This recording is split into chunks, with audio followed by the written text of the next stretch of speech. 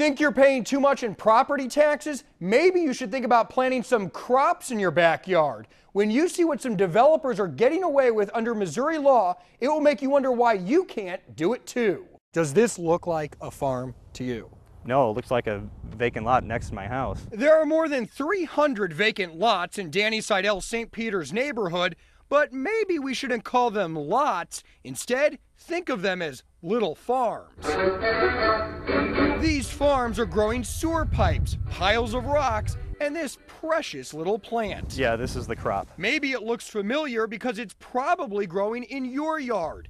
In Missouri, red clover is considered a crop, and for developers who can't sell lots, it's a cash crop in the form of a tax break. If I went to the tax commission and said, hey, I want to grow clover on my property, they'd laugh me out of the courthouse saying, you're not getting a tax break on that. But it's no joke. The developers who own these lots challenged the St. Charles County assessor, wanting the land to be reclassified from residential to agricultural. Are they farming the property? What did you see out there? Well, we didn't see that. Scott Shipman's office took plenty of pictures. It didn't look like a farm to him. Shipman said no to the tax break, but the developers appealed to the Missouri Tax Commission. They said it looks like a farm to them. You look at the use of the property and how it's being used. Under Missouri law, this is agriculture because the clover can be baled into hay. In this case, the assessor placed the value of the land at more than $1.7 million.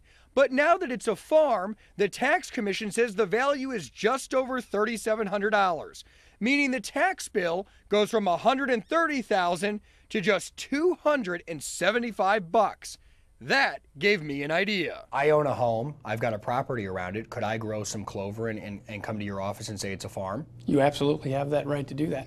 And apparently, judging by this case, if you have clover or something to the likes of that, that would have to be considered. And I would pay less in taxes. Absolutely. It'd be a fraction. These deals could have major ramifications for every property owner in the state. Consider this. In St. Charles County, there are nearly 11,000 vacant lots waiting for homes. If every developer was successful at reclassifying them into farms, guess what happens to all those city slickers like Danny Seidel? Anytime somebody's paying less, somebody else is going to pay more. Do you think the law needs to change? Is there something wrong with this? I think that it does need to change. It needs to be refined. It needs to exclude situations like this. In this particular case, it's a collection of developers who appealed to have these lots reclassified as ag. Today, many of those lots have been foreclosed on and are now bank-owned. The St. Charles County assessor hasn't decided if he's going to appeal the tax commission's decision because, quite frankly, he's not sure it's a battle he can win. Not unless lawmakers decide to change the law. Chris Nagus, News 4.